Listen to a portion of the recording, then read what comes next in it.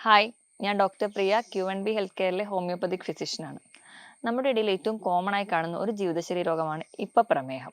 നമ്മുടെ നാട്ടിൽ ഒരു മഹാരോഗമാണ് ഇന്ന് പ്രമേഹം എന്നറിയപ്പെടുന്നത് തന്നെ. നമ്മളെ സൈലന്റ് ആയിട്ട് അറ്റാക്ക് ചെയ്യുന്ന ഒരു കണ്ടീഷനാണ് പ്രമേഹം. ഇത്രയൊക്കെ പ്രശ്നങ്ങൾ ഉണ്ടെങ്കിലും നമ്മൾ ഇന്ന് ഒരുപാട് വീഡിയോസ് പ്രമേഹത്തെക്കുറിച്ച് സെർച്ച് ചെയ്യുന്നുണ്ടെങ്കിലും എങ്ങനെ ഭക്ഷണം നിയന്ത്രിക്കാം, ഫ്രൂട്ട്സ് കഴിക്കാവോ, അങ്ങനെ ഒരുപാട് വീഡിയോകൾ നമ്മൾ ഇതിനെപ്പറ്റി നോക്കാറുണ്ട്. ഇത്രയും അധികം നമ്മൾ പ്രമേഹത്തെക്കുറിച്ച് നമ്മുടെ വീഡിയോസ് ഒക്കെ ഉണ്ടെങ്കിൽ കൂടി ഇന്ന് ഒരുപാട് പേര് അത് വലിയ കാര്യമായിട്ട് എടുക്കാറൊന്നുമില്ല. അപ്പം അവര് വീട്ടിൽ തന്നെ പൊടിക്കൈകൾ വെച്ച് ട്രീറ്റ് ചെയ്യാൻ താല്പര്യപ്പെടുന്നവരാണ്. അല്ലെങ്കിൽ ഡയബറ്റീസ് ഉണ്ടെന്ന് അറിഞ്ഞാൽ വീണ്ടും ഒരു ബ്ലഡ് ചെക്കപ്പിന് വേണ്ടി പോവാത്തവരാണ് കൂടുതൽ ആൾക്കാർ. അതുകൊണ്ട് തന്നെയാണ് പ്രമേഹം മൂലം ഒരുപാട് കോംപ്ലിക്കേഷൻസ് നമ്മുടെ നാട്ടിൽ കൂടിക്കൂടി വരുന്നത്. അതിന് ഏറ്റവും വലിയ ഉദാഹരണം എന്ന് പറഞ്ഞാൽ ഡയാലിസിസ് യൂണിറ്റുകൾ ദിവസം പ്രതി കൂടി വരുന്നതാണ്. അപ്പോൾ ഇന്ന് ഈ വീഡിയോയിലൂടെ നമുക്ക് പ്രധാനമായിട്ടും പ്രമേഹം മൂലം ഉണ്ടാകുന്ന കോംപ്ലിക്കേഷൻസ് നോക്കാം.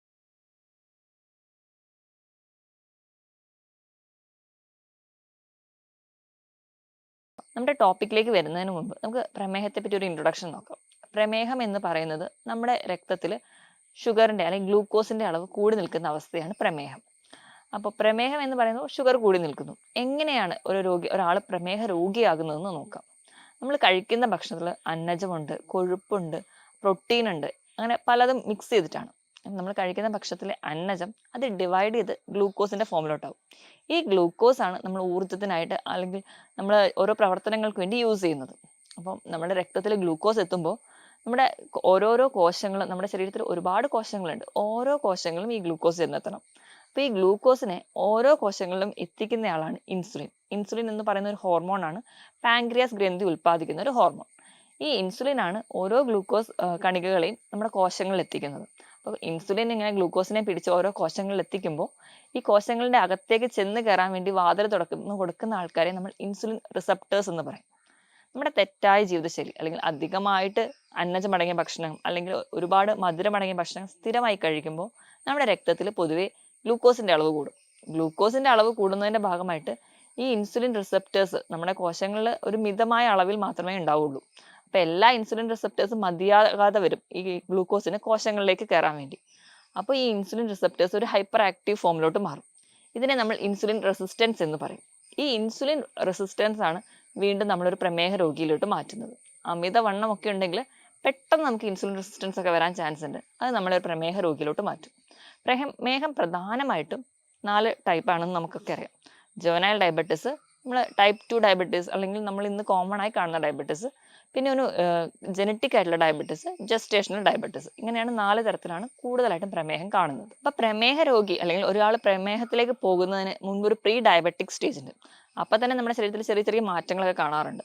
നമ്മുടെ കൈകളിലെ മുട്ടുകളിൽ അല്ലെങ്കിൽ കൈ വിരലുകളുടെ മടക്കുകളിൽ, കഴുത്തിന് പുറകിലൊക്കെ സ്കിൻ കട്ടിയാവുക, ഒരു കറുപ്പ് നിറം വരിക, ഇതൊക്കെ ഒരു ഇൻസുലിൻ റെസിസ്റ്റൻസിന്റെ ടൈമിൽ ഉണ്ടാവുന്ന ചേഞ്ചസ് ആണ്. ഇതിനെ നമ്മൾ അക്കാന്തോസിസ് നൈഗ്രിക്കൻസ് എന്ന് പറയും. ഇതേ കണ്ടീഷൻ നമ്മൾ PCOD യിലും കാണുന്നുണ്ട്. അപ്പം ഇങ്ങനെ ഒരുപാട് ചേഞ്ചസിന് പിന്നീട് നമ്മൾ എത്തുന്നത് ഒരു ഡയബറ്റിക് സ്റ്റേജ് ആണ്. ഡയബറ്റിക് എന്ന് പറയുമ്പോൾ പ്രധാനമായും ലക്ഷണങ്ങൾ എന്ന് പറയുന്നത് 3 നമുക്ക് പറയാം. Polyuria, polyphagia, polydipsia. വിശപ്പ് കൂടുതലായിരിക്കും, ഒരുപാട് തവണ മൂത്രം ഒഴിക്കാൻ വേണ്ടി പോവുക, ദാഹം അതുപോലെ തന്നെ കൂടുതലായിരിക്കും. ഇതാണ് പ്രധാനമായിട്ടുള്ള സിംറ്റംസ്. ഇത് കൂടാതെ തന്നെ പലർക്കും പല രീതിയിലുള്ള ലക്ഷണങ്ങളായിരിക്കും കാണും. ഈ ലക്ഷണങ്ങളൊക്കെ നമ്മൾ കണ്ടില്ല എന്ന് വെക്കുമ്പോഴാണ് ഇത് കോംപ്ലിക്കേഷൻസിലോട്ട് പോവുക. അപ്പം ഈ ഒരു കോംപ്ലിക്കേഷനിലോട്ട് പോകുമ്പോൾ അതൊന്ന് സോർട്ട് ഔട്ട് ചെയ്യാൻ വേണ്ടി അല്ലെങ്കിൽ റൂൾ ഔട്ട് ചെയ്യാൻ വേണ്ടിയിട്ട് എപ്പോഴും ഒരു ബ്ലഡ് ടെസ്റ്റ് നമുക്ക് അത്യാവശ്യമാണ്. നമ്മൾ ഇതുവരെയുള്ള അല്ലെങ്കിൽ കുറച്ച് കാലഘട്ടം വരെ നമ്മൾ FBSഉം PPBSഉം മാത്രമാണ് നോക്കിയിരുന്നത്. FBS എന്ന് പറയുമ്പോൾ ഭക്ഷണം അല്ലെങ്കിൽ വെള്ളം ഒന്നും കുടിക്കാതെ ഫാസ്റ്റിംഗ് ബ്ലഡ് ഷുഗർ, അതൊരു 126 വരെ നമുക്ക് നോർമലായിട്ട് എടുക്കാം. PPBS എന്ന് പറഞ്ഞാൽ ഭക്ഷണം കഴിച്ച് ഒരു 2 മണിക്കൂറിന് ശേഷം എടുക്കുന്നത്. പോസ്റ്റ് പാൻട്രിയൽ ബ്ലഡ് ഷുഗർ ലെവൽ അതൊരു 200 വരെയൊക്കെ നമ്മളൊരു നോർമലാക്കി വെക്കുന്നുണ്ട്. പക്ഷെ ഇന്ന് നമ്മൾ ഏറ്റവും കൂടുതൽ HbA1c ഡിപ്പെൻഡ് ചെയ്യുന്നത്. HbA1c എന്ന് പറയുന്നത് 3 മാസത്തെ ആവറേജ് ബ്ലഡ് ഷുഗർ ലെവലാണ്. അതൊരു 5.4 അല്ലെങ്കിൽ 5.7 വരെയൊക്കെയാണെങ്കിൽ നോർമലാണ്. ഒരു 6.4 ഒക്കെ ആകുമ്പോഴത്തേക്കും ഒരു ഡയബറ്റിക് സ്റ്റേജിലോട്ട് എത്തി. കൃത്യമായ ഒരു ബ്ലഡ് ചെക്കപ്പ് ഒക്കെ ഉണ്ടെങ്കിൽ ഒരു പരിധി വരെ നമുക്ക് മറ്റ് കോംപ്ലിക്കേഷൻസിലോട്ടൊന്നും പോകാതെ തന്നെ പ്രമേഹത്തെ കൺട്രോൾ ചെയ്യാൻ പറ്റും. അപ്പൊ ആരൊക്കെയാണ് പ്രധാനമായിട്ടും ഈ പ്രമേഹത്തെ പേടിക്കേണ്ടത് നമുക്ക് നോക്കിയാൽ നമുക്കറിയാം. അമിതവണ്ണമുള്ളവർ അല്ലെങ്കിൽ നമ്മുടെ മാതാപിതാക്കൾക്കോ നമ്മുടെ കുടുംബത്തിലെ ഒരു പ്രമേഹത്തിന്റെ പാരമ്പര്യം ഉണ്ടെങ്കിൽ, അല്ലെങ്കിൽ നമുക്ക് ജസ്റ്റേഷണൽ ഡയബറ്റീസ്, ഇപ്പൊ സ്ത്രീകളുടെ കേസ് എടുക്കുകയാണെങ്കിൽ പ്രഗ്നന്റ് ആയിരിക്കുമ്പോൾ ഡയബറ്റീസ് ഉള്ളവർ, അല്ലെങ്കിൽ ഹൈപ്പർ ടെൻഷനോ കൊളസ്ട്രോളോ ഒക്കെ കൂടി നിൽക്കുന്നവർ എപ്പോഴും പ്രമേഹത്തെ ഒന്ന് പേടിക്കണം. അപ്പം അങ്ങനെയുള്ളവർ ഇടയ്ക്കിടയ്ക്ക് ഒരു 6 മാസം കൂടുമ്പോഴെങ്കിലും ഈ HbA1c ഒക്കെ ഒന്ന് നോക്കുകയാണെങ്കിൽ അത് വളരെ ഉപകാരപ്പെടും. അപ്പം നമുക്ക് ഒരു കോംപ്ലിക്കേഷൻസോട് പോവാതെ സോർട്ട് ഔട്ട് ചെയ്യാം. ഇനി നമ്മുടെ പ്രധാനപ്പെട്ട ടോപ്പിക്കിലേക്ക് കിടക്കാം. അതാണ് കോംപ്ലിക്കേഷൻസ് എന്തൊക്കെയാണ്. അപ്പം ഈ പ്രമേഹ രോഗികളുടെ കോംപ്ലിക്കേഷൻസ് എടുക്കുകയാണെങ്കിൽ പ്രധാനമായും 2 ടൈപ്പ് കോംപ്ലിക്കേഷനാണ് കാണിക്കാറ്. ഒന്നാമത്തേതെന്ന് പറഞ്ഞു കഴിഞ്ഞാൽ അക്യൂട്ട് ആയിട്ടുള്ള കോംപ്ലിക്കേഷൻസ്. രണ്ടാമത്തേന്ന് പറഞ്ഞാൽ ക്രോണിക് അല്ലെങ്കിൽ ദീർഘകാലമായിട്ട് നീണ്ടു നിൽക്കുന്ന കോംപ്ലിക്കേഷൻസ്. നമ്മൾ അക്യൂട്ട് ആയിട്ട് എടുക്കുന്ന കേസിൽ ഫസ്റ്റ് വൺ എന്ന് പറയുന്നത് ഹൈപ്പോഗ്ലൈസീമിയാണ്. പ്രമേഹമല്ല എൻ്റെ പ്രശ്നം, അതുകൊണ്ട് ഭക്ഷണം ഒന്നും കഴിക്കണ്ട, ഇൻസുലിൻ കൃത്യമായിട്ട് അങ്ങ് എടുത്താൽ മതി എന്ന് ചിലരങ്ങ് തീരുമാനിക്കും. അതിൻ്റെ ഭാഗമായിട്ട് നമ്മൾ അധികമായിട്ട് ഇൻസുലിൻ എടുക്കുകയും വേണ്ട രീതിയിൽ ഭക്ഷണം പ്രോപ്പറായി കഴിക്കാതെ വരികയും അങ്ങനെ വരുന്ന കണ്ടീഷനിൽ പെട്ടെന്ന് നമ്മുടെ ഗ്ലൂക്കോസ് ലെവൽ കുറഞ്ഞു പോകും. ഇത് നമ്മുടെ ഹൈപ്പർ ഗ്ലൈസീമിയേക്കാളും വളരെ ദോഷം ചെയ്യുന്ന ഒന്നാണ് ഹൈപ്പോഗ്ലൈസീമിയ. പെട്ടെന്നുണ്ടാകുന്ന ഒരു ഷോക്കിലേക്ക് വരെ പോകാൻ ഹൈപ്പോഗ്ലൈസീമിയ കാരണമാകും. അപ്പം ഏറ്റവും ഇമ്പോർട്ടൻ്റ് ആയിട്ടുള്ള ഒരു കോംപ്ലിക്കേഷൻ എന്ന് പറയുമ്പോൾ ഹൈപ്പോഗ്ലൈസീമിയാണ്. ഇത് കൺട്രോൾ ചെയ്യാൻ വേണ്ടിയിട്ട് നമ്മൾ കൃത്യമായിട്ട് ഭക്ഷണം കഴിക്കുക. നമ്മൾ ഒരു ഡയറ്റ് ഫോളോ ചെയ്യുന്നുണ്ടെങ്കിൽ കൃത്യമായിട്ട് ആ ഡയറ്റ് തന്നെ എടുക്കുക. അതിനോടൊപ്പം തന്നെ ഒരു ഡോക്ടറുടെ നിർദ്ദേശപ്രകാരം വേണ്ട രീതിയിൽ ടാബ്ലറ്റോ ഇൻസുലിനോ എടുത്തു കഴിഞ്ഞാൽ ഈ ഒരു കണ്ടീഷൻ നമുക്ക് ഒഴിവാക്കാൻ പറ്റും. പെട്ടെന്ന് തന്നെ വിയർക്കുക, പെട്ടെന്ന് നെഞ്ചിടിപ്പ് കൂടുക, കുഴഞ്ഞു പോകുക, ഭയങ്കരമായ ക്ഷീണം, ഇതൊക്കെ ഒരു ഡയബറ്റിക് പേഷ്യൻ്റ് ഉണ്ടെങ്കിൽ എത്രയും പെട്ടെന്ന് ഒരു കൺസൾട്ടേഷൻ എടുക്കുക, അല്ലെങ്കിൽ ഒരു ഡോക്ടറെ കാണുകയാണ് വേണ്ടത്. കാരണം ഹൈപ്പോഗ്ലൈസീമിയ വന്നിട്ടുണ്ടെങ്കിൽ ഡെത്ത് വരെ സംഭവിക്കാൻ വളരെ ഈസി ആയിട്ട് നടക്കുന്ന ഒരു കാര്യമാണ്. ഇനി രണ്ടാമത്തെ കോംപ്ലിക്കേഷൻ എന്ന് പറഞ്ഞാൽ കീറ്റോ അസിഡോസിസ് ആണ്. കീറ്റോ അസിഡോസിസ് എന്ന് പറഞ്ഞു കഴിഞ്ഞാൽ ഈ പ്രമേഹ രോഗികളിൽ പെട്ടെന്ന് ഗ്ലൂക്കോസ് കുറയും. ഗ്ലൂക്കോസ് ആണ് നമ്മുടെ ശരീരത്തിൽ ഊർജ്ജം നൽകുന്നത്. ഗ്ലൂക്കോസിന്റെ അളവ് കുറയുന്നതിന്റെ ഭാഗമായിട്ട് നമ്മുടെ ശരീരത്തിലെ കൊഴുപ്പിനെ ഊർജ്ജത്തിന് വേണ്ടി ഡിപ്പെൻഡ് ചെയ്യാൻ തുടങ്ങും. ഇങ്ങനെ കൊഴുപ്പ് ബ്രേക്ക് ഡൗൺ ചെയ്യുമ്പോൾ കീറ്റോൺ എന്ന് പറയുന്ന ഒരു കോമ്പൗണ്ട് ആണ് ഉണ്ടാകുന്നത്. ഈ കീറ്റോൺ നമ്മുടെ ശരീരത്തിൽ ഒരുപാട് ഡിപ്പോസിറ്റ് ചെയ്യുക, അല്ലെങ്കിൽ നമ്മുടെ ബ്ലഡിൽ കീറ്റോണിന്റെ അളവ് കൂടുന്നതിന്റെ ഭാഗമായിട്ട് ഓക്കാനം, ഛർദിൽ തുടങ്ങിയ ബുദ്ധിമുട്ടുകൾ നമുക്ക് കാണുന്നതായി കാണാം. ഇതൊക്കെയാണ് കീറ്റോ അസിഡോസിന്റെ ഒരു ലക്ഷണം. അപ്പം ഹൈപ്പോഗ്ലൈസീമിയയും കീറ്റോ അസിഡോസിസും ആണ് അക്യൂട്ടായിട്ട് ഡയബറ്റീസിൽ കാണുന്ന കോംപ്ലിക്കേഷൻസ്. രണ്ടാമതായിട്ട് നമുക്ക് ക്രോണിക് കോംപ്ലിക്കേഷൻസ് അല്ലെങ്കിൽ ദീർഘകാല കോംപ്ലിക്കേഷൻസ് എന്തൊക്കെയാണെന്ന് നോക്കാം. അത് പ്രധാനമായിട്ടും ഉണ്ടാകുന്നത് നമ്മുടെ പ്രമേഹം നമ്മുടെ രക്തക്കൊഴലുകളെ ബാധിക്കുമ്പോഴാണ്. അത് 2 തരത്തിലുണ്ട്. ചെറിയ രക്തക്കൊഴലുകളെ ബാധിക്കുമ്പോൾ മൈക്രോവാസ്കുലാർ എന്നും വലിയ രക്തക്കൊഴലുകളെ ബാധിക്കുമ്പോൾ മാക്രോവാസ്കുലാർ എന്നും പറയും. അപ്പോൾ നമ്മുടെ കണ്ണിനെയാണ് ഏറ്റവും ആദ്യം ബാധിക്കുന്നത്. അതുകൊണ്ട് നമുക്ക് ആദ്യം തന്നെ നമ്മുടെ കണ്ണിൽ എന്തൊക്കെ ചേഞ്ചസ് ആണ് ഉണ്ടാവുന്നത് നോക്കാം. Diabetic retinopathy. അപ്പം അതിൻ്റെ ഭാഗമായിട്ട് നമ്മുടെ കണ്ണിൽ ചെറിയ രക്തക്കൊഴലുകളെ ബാധിക്കും. ചെറിയ രക്തക്കൊഴലുകളെ ബാധിക്കുന്നതുകൊണ്ട് തന്നെ കണ്ണിന് വേണ്ടത്ര ഒരു ബ്ലഡ് സപ്ലൈ കിട്ടാതെ വരും നമ്മുടെ കാഴ്ച മങ്ങുന്നതായിട്ട് കാണാം. ആ ചെറിയ രക്തക്കൊഴലുകൾക്ക് പെട്ടെന്ന് തന്നെ ആ ഒരു ബ്ലഡ് വെസൽസിന് കട്ടി കുറയുന്നതായിട്ട് കാണാം. ഇങ്ങനെ കട്ടി കുറയുന്നതിൻ്റെ ഭാഗമായി അത് പെട്ടെന്ന് തന്നെ പൊട്ടിപ്പോകുന്നു. ഇങ്ങനെ പൊട്ടിപ്പോകുമ്പോൾ ചെറിയ ചെറിയ ക്ലോട്ട്സ് നമ്മുടെ കണ്ണിൽ ഉണ്ടാവുകയും അത് നമ്മുടെ കാഴ്ച വീണ്ടും കുറയ്ക്കുന്നതായിട്ട് കാണാം. അപ്പോൾ കണ്ണിന് വേണ്ട രക്തം കിട്ടാതെ വരുമ്പോൾ നമ്മുടെ ബോഡിയുടെ തന്നെ ഒരു അഡ്ജസ്റ്റ്മെൻ്റ് ആയിട്ട് പുതിയ ചെറിയ രക്തക്കൊഴലുകൾ ഉണ്ടാവാൻ തുടങ്ങും. ഇങ്ങനെ പുതിയ രക്തക്കൊഴലുകൾ ഉണ്ടാവുന്നതുകൊണ്ട് ഒരു വേണ്ടത്ര സ്ട്രെങ്ത് ഇല്ലാത്തത് കൊണ്ട് തന്നെ നമ്മുടെ റെട്ടിനേനെ അല്ലെങ്കിൽ നമ്മുടെ കാഴ്ചയെ സഹായിക്കുന്ന റെട്ടിനേനെ അത് പിടിച്ച് പുറകോട്ട് വലിക്കും. അങ്ങനെ റെട്ടിനയ്ക്ക് മൊത്തത്തിൽ ഒരു ഡിസ്പ്ലേസ്മെന്റ് ഉണ്ടാവും. അത് നമ്മുടെ കാഴ്ചയെ ബാധിക്കുന്നുണ്ട്. ഇതല്ലാതെ തന്നെ നമുക്കറിയാം ഡ്രൈവിങ് അല്ലെങ്കിൽ വായിക്കുക, എഴുതുക, ഇതൊക്കെ കുറച്ച് മൈന്യൂട്ടായിട്ട് നമ്മുടെ കണ്ണിന്റെ പ്രവർത്തനം ആവശ്യമുള്ള മേഖലയാണ്. അപ്പോൾ ഇത് പ്രധാനമായിട്ടും നടക്കുന്നത് നമ്മുടെ കണ്ണിന്റെ മാക്യുല എന്ന് പറയുന്ന ഒരു ഏരിയനാണ്. അപ്പം ഈ മാക്യുലേനെ ബാധിക്കുന്നതുകൊണ്ട് ഡയബറ്റിക് മാക്യുലോപ്പതി ഉണ്ടാവുന്നുണ്ട്. അവിടെയും അങ്ങനെ ഒരു കോംപ്ലിക്കേഷൻസ് പ്രസന്റ് ചെയ്യുന്നുണ്ട്. ഇതൊക്കെയാണ് പ്രധാനമായി കണ്ണിനെ ബാധിക്കുന്നത്. ഇത് കൂടാതെ തന്നെ ഈ പ്രമേഹമുള്ളവരിൽ കണ്ണിന്റെ പ്രഷർ കൂടി നിൽക്കുന്നത് കാണാം. ഇങ്ങനെ കണ്ണിന്റെ പ്രഷർ കൂടി നിൽക്കുന്ന ഒരു കണ്ടീഷനെ നമ്മൾ ഗ്ലുക്കോമ എന്ന് പറയും. ഇതും നമ്മുടെ കാഴ്ചയെ ബാധിക്കും. അതുകൊണ്ട് തന്നെയാണ് നമുക്കറിയാം ഒരു പ്രമേഹം നിയന്ത്രണമല്ലാതെ പോകുമ്പോൾ മിക്ക ആൾക്കാർക്കും നമ്മൾ പറയുന്നത് ഒന്ന് കണ്ണിന്റെ കാഴ്ച ടെസ്റ്റ് ചെയ്ത് നോക്കുന്നു. മിക്ക ആൾക്കാർക്കും കണ്ണിന്റെ കാഴ്ചയെ ഇത് ബാധിക്കുന്നതായിട്ട് നമുക്ക് കാണാൻ പറ്റും. ഇതൊക്കെയാണ് പ്രധാനമായിട്ടും പ്രമേഹം കണ്ണിനെ ബാധിക്കുമ്പോൾ ഉണ്ടാകുന്ന മാറ്റങ്ങൾ. ഇനി രണ്ടാമതായിട്ട് നമുക്ക് നോക്കുകയാണെങ്കിൽ ഏറ്റവും കൂടുതൽ നമ്മൾ കേൾക്കുന്ന ഒന്നാണ് നെഫ്രോപ്പതി, ഡയബറ്റിക് നെഫ്രോപ്പതി. അതായത് നമ്മുടെ കിഡ്നീനെ ബാധിക്കും. ഞാൻ ആദ്യം തന്നെ തുടക്കത്തിൽ പറഞ്ഞതുപോലെ ഇന്ന് ഒരുപാട് ഡയാലിസിസ് യൂണിറ്റുകൾ തുടങ്ങാൻ ഉള്ള ഒരു കാരണം എന്ന് പറയുന്നത് തന്നെ നിയന്ത്രണമല്ലാതെ പോകുന്ന പ്രമേഹമാണ്. അപ്പം ഇവിടെയാണെങ്കിലും ചെറിയ രക്തക്കൊഴലുകളെ ബാധിക്കും. നമുക്കറിയാം കിഡ്നി ഫങ്ഷൻ ചെയ്യുമ്പോൾ നമ്മുടെ ഈ രക്തക്കൊഴലുകളിലൂടെ രക്തം ചെന്ന് അത് അരിച്ച് മൂത്രമായി പുറത്തേക്ക് കളയാണ്. ഈ ചെറിയ ചെറിയ രക്തക്കൊഴലുകളെ ബാധിക്കുന്നത് കൊണ്ട് തന്നെ നമുക്ക് കൃത്യമായിട്ട് ആ ഒരു കിഡ്നിയുടെ ഫങ്ഷൻ നടക്കാതെ വരും. ആ ഇതുകൊണ്ട് തന്നെ കിഡ്നി ഒരു ഡാമേജിലോട്ട് പോകുന്നത് കാണാം. ഇതുപോലെ തന്നെ നമുക്കറിയാം കിഡ്നിയിൽ ഗ്ലോമറുല എന്ന് പറയുന്ന ഒരു ഏരിയ ഉണ്ട്. അവയാണ് നമ്മുടെ രക്തത്തിനെ അരിച്ച് മൂത്രമായിട്ട് പുറത്ത് കളയുന്നത്. ഈ ഒരു അരിപ്പയ്ക്ക് ഓട്ട വീഴുന്നത് പോലെ അല്ലെങ്കിൽ ഈ അരിപ്പ നോർമലി ഫങ്ഷൻ എല്ലാം നഷ്ടപ്പെടുന്നതായിട്ട് കാണാം. അതിന് കാരണവും പ്രമേഹം തന്നെയാണ്. അപ്പം ഈ നോർമൽ ഫങ്ഷൻ ഇവിടെ പോകുന്നതിൻ്റെ ഭാഗമായിട്ട് നോർമലി നമ്മുടെ മൂത്രത്തിൽ പ്രോട്ടീൻ്റെ അളവ് ഉണ്ടാവില്ല. പക്ഷേ ഈ ഒരു അരിപ്പയിൽ ഓട്ട വീഴുന്നതിൻ്റെ ഭാഗമായിട്ട് തന്നെ ഈ മൂത്രത്തിലേക്ക് ഈ പ്രോട്ടീൻ നമുക്ക് ആവശ്യമായിട്ടുള്ള പ്രോട്ടീൻ എത്തുന്നത് കാണും.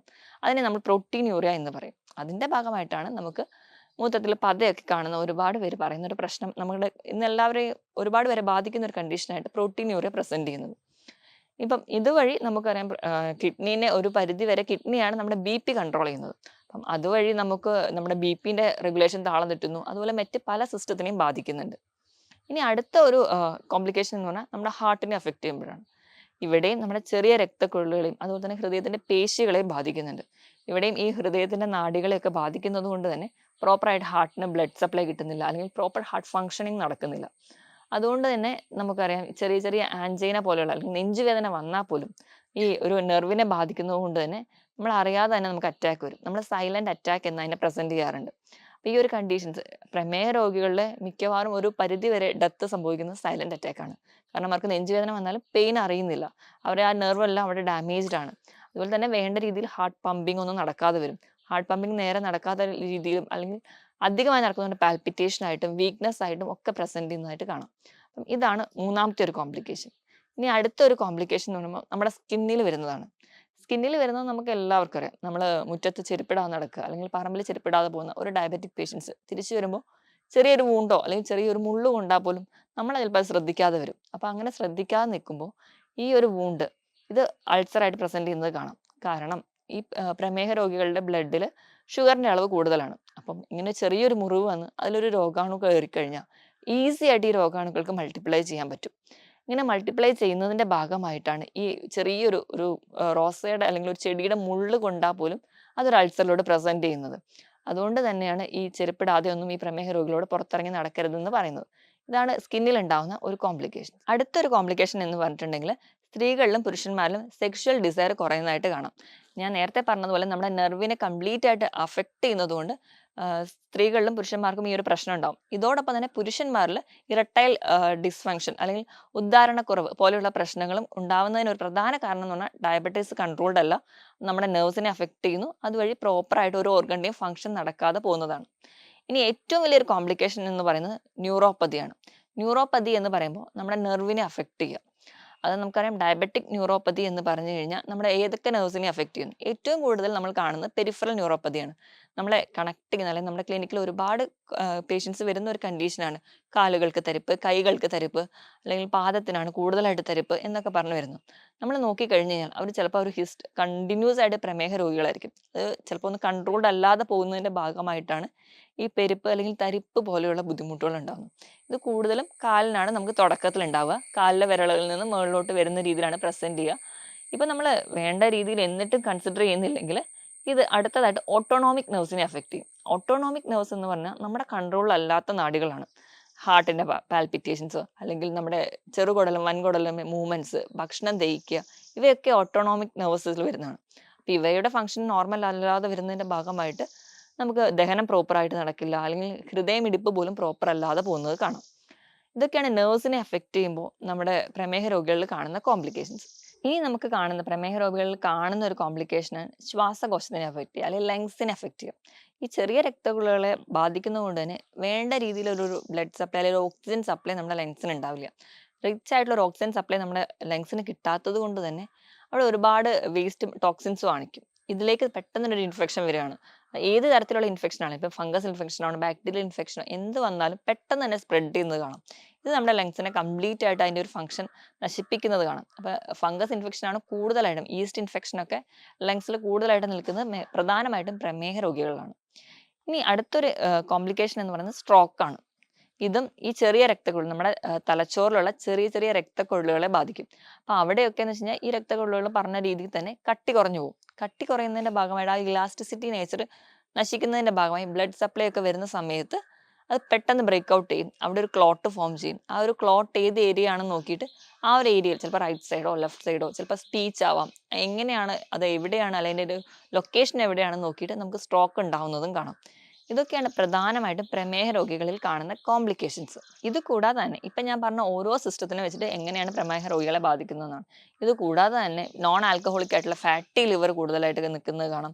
അല്ലെങ്കിൽ ലിവറിന്റെ മറ്റ് കോംപ്ലിക്കേഷൻസിലൂടെ അല്ലെങ്കിൽ ഗ്രേഡ് 1 ഫാറ്റി ലിവർ ഉള്ള ഒരാൾ ഡയബറ്റിക്കും കൂടി ആയി കഴിഞ്ഞാൽ പെട്ടെന്ന് ഒരു എൻ സ്റ്റേജ് സിറോസിസിലോട്ട് പോകുന്നത് കാണാം. റെക്കറന്റ് ആയിട്ട് മോണരോഗങ്ങൾ നമ്മുടെ വായിന്റെ ഉള്ളിൽ ചെറിയ ചെറിയ അൾസേഴ്സ് ആയിട്ട് പ്രസന്റ് ചെയ്യുക, അത് റിക്കറന്റ് ആയിട്ട് വരിക, ഈ ഒരു ഇൻഫെക്ഷൻസ് ഒക്കെ നിൽക്കുകയാണെങ്കിൽ നമ്മൾ ശ്രദ്ധിക്കേണ്ടതാണ്. നമുക്കൊരു ഡയബറ്റിക് ഉണ്ടോ അല്ലെങ്കിൽ നമ്മൾ ഡയബറ്റിക് ആണോ എന്ന് സോർട്ട് ഔട്ട് ചെയ്യേണ്ടതാണ്. അതിന് നമ്മൾ എപ്പോഴും ഡിപ്പെൻഡ് ചെയ്യേണ്ടതെന്ന് പറയുന്ന ഒരു ഡോക്ടറെയാണ്. സ്വന്തം ചികിത്സിക്കാതെ എപ്പോഴും ഒരു ഫിസിഷ്യന്റെ കൺട്രോളിൽ തന്നെ നമ്മുടെ ട്രീറ്റ്മെൻറ്റ് എടുക്കുകയാണെങ്കിൽ നമുക്ക് ഈസി ആയിട്ട് നമുക്ക് നമ്മുടെ കൃത്യമായ ഡയറ്റ് കൂടി ഉണ്ടെങ്കിൽ ഈസി ആയിട്ട് കൺട്രോൾ ചെയ്യാൻ പറ്റുന്ന ഒരു രോഗം മാത്രമാണ് ഡയബറ്റിസ്. ഇനി നമ്മളൊരു മാനേജ്മെൻറ്റ് സൈഡ് എടുക്കുകയാണെങ്കിൽ മാനേജ്മെൻറ്റ് സൈഡ് എന്ന് പറയുമ്പോൾ എല്ലാ അസുഖങ്ങളും അവർ തന്നെ അല്ലെങ്കിൽ അവർ സ്വന്തം തന്നെ ട്രീറ്റ് ചെയ്യാൻ പോവുക അങ്ങനെയാണ്. പക്ഷേ ഡയബറ്റിസ് എന്ന് പറയുന്ന ഒരു രോഗം എന്ന് പറയുന്നത് നമ്മളെ ഉള്ളിൽ ഇങ്ങനെ കാർന്ന് തിന്നുന്ന ഒരു രോഗമായതുകൊണ്ട് തന്നെ നമ്മൾ ഫാമിലി മൊത്തത്തിൽ വേണം ഒരാൾ പേഷ്യൻസ് ഉണ്ടെങ്കിൽ അവരെ ട്രീറ്റ് ചെയ്യാൻ. അപ്പം ഉദാഹരണം പറയുകയാണെങ്കിൽ ഇപ്പം നമ്മുടെ വീട്ടിൽ നമ്മുടെ അച്ഛനോ അമ്മയ്ക്കോ എങ്ങാനും ഡയബറ്റിക് ആണെങ്കിൽ അല്ലെങ്കിൽ നമുക്ക് അങ്ങനെ ഒരു ചാൻസ് ഉണ്ടെങ്കിൽ അവരെ കൃത്യമായിട്ട് ബ്ലഡ് ചെക്കപ്പിന് കൊണ്ടുപോകണം. കൃത്യമായിട്ട് ഒരു ഡോക്ടറുടെ കൺസൾട്ടേഷൻ എപ്പോഴും എടുക്കണം. ഇനിയിപ്പോൾ അവർ പുറത്ത് പോയിട്ട് വരികയാണെങ്കിലോ അല്ലെങ്കിൽ ഇടയ്ക്കിടയ്ക്ക് അവർ കുളിച്ച് കഴിഞ്ഞ് വരുന്ന സമയത്ത് ഇടയ്ക്കെങ്കിലും അവരുടെ കാൽപാദങ്ങളും കയ്യും ഒക്കെ എവിടെയെങ്കിലും ഒന്ന് നോക്കണം. ചെറിയ ചെറിയ മുറിവുകളുണ്ടോ? ചിലപ്പോൾ അവർ ആ ഒരു വേദന ഇല്ലാത്തതുകൊണ്ട് അവർ ചിലപ്പോൾ ആ മുറിവ് അറിയുന്ന കൂടി ഉണ്ടാവില്ല. എന്തെങ്കിലും സ്കിന്നിന് കളർ ചേഞ്ചസ് ഉണ്ടോ? ഇപ്പോൾ ഉദാഹരണം പറയുകയാണെങ്കിൽ സ്കിന്നിൽ ഇപ്പം ഒരു ഡയബറ്റിക് രോഗികളുടെ സ്കിന്നാണെങ്കിൽ അവർ ഡ്രൈ സ്കിന്നായി പോകുന്നത് കാണാം. കുറച്ച് കഴിയുമ്പോഴത്തേക്കും ആ ഒരു സ്കിന്നിന് കട്ടി കൂടുന്നു. കഴുത്തിന് പുറകിൽ മടക്കുകളിൽ കൈവിരലുകളുടെ മടക്കുകളിലൊക്കെ ആ ഒരു ഡാർക്ക്നെസ് ഒരു ബ്ലാക്ക് കളർ ആവുന്നു. ഇപ്പൊ കാലിലെടുക്കുകയാണെങ്കിൽ നമ്മുടെ കാലിലെ എല്ലുകളുടെ മുകളിലൊക്കെ ചെറിയ ചെറിയ കുമിളകൾ കാരണമില്ലാതെ പ്രത്യക്ഷപ്പെടുന്നു. അത് ചെറുതായിട്ട് പൊട്ടിപ്പൊലിക്കുന്നു. അതൊരു അൾസറിലോട്ട് പോകുന്നു. ഇങ്ങനെ ഒരുപാട് പ്രശ്നങ്ങൾ നമ്മൾ ശ്രദ്ധിച്ചു കഴിഞ്ഞാൽ തന്നെ ഈസി ആയിട്ട് നമുക്ക് തിരിച്ചറിയാൻ പറ്റുന്ന ഒരു കണ്ടീഷനാണ്. അപ്പൊ അതുപോലെ തന്നെ ഇപ്പൊ മൂത്രമൊക്കെ ആണെങ്കിൽ പതയുണ്ടെങ്കിലോ അല്ലെങ്കിൽ മൂത്രത്തിന് എന്തെങ്കിലും നിറവ്യത്യാസങ്ങൾ ഉണ്ടെങ്കിൽ കൂടുതൽ തവണ മൂത്രം പോകുന്നുണ്ടെങ്കിൽ വിശപ്പ് കൂടുതലായിട്ടുണ്ടെങ്കിൽ ദാഹം കൂടുതലായിട്ടുണ്ടെങ്കിൽ ഇങ്ങനെ ചെറിയ ചെറിയ സിംറ്റംസ് കാണുമ്പോൾ തന്നെ അവരൊരു ഡോക്ടറെ അടുത്ത് തന്നെ എത്തിക്കുക. കൃത്യമായ ഒരു ഡയറ്റ് ഉണ്ട്, അതോടൊപ്പം തന്നെ കൃത്യമായിട്ട് ഒരു മരുന്നുണ്ടെങ്കിൽ നമുക്ക് ഈസി ആയിട്ട് ഡയബറ്റീസ് കൺട്രോൾ ചെയ്യാൻ പറ്റും. അപ്പോൾ ഈ പറഞ്ഞതുപോലെ നമ്മൾ എല്ലാവരോടും ഒത്തൊരുമിച്ച് നോക്കുകയാണെങ്കിൽ നമ്മുടെ വീട്ടിൽ ഒരു ഡയബറ്റിക് പേഷ്യൻസ് പോലും ഇല്ലാതെ നമുക്ക് അതിനെ ക്ലിയർ ഔട്ട് ചെയ്യാൻ പറ്റും. ഞാൻ ഇത്രയും പറഞ്ഞ കാര്യങ്ങളിൽ നിങ്ങൾക്ക് ആർക്കെങ്കിലും എന്തെങ്കിലും സംശയങ്ങളുണ്ടെങ്കിൽ താഴെ കാണുന്ന നമ്പറിൽ കോൺടാക്ട് ചെയ്യുക. മറ്റൊരു ഹെൽത്ത് ടോപ്പിക്കുമായിട്ട് വീണ്ടും കാണുന്നതുവരെ നന്ദി.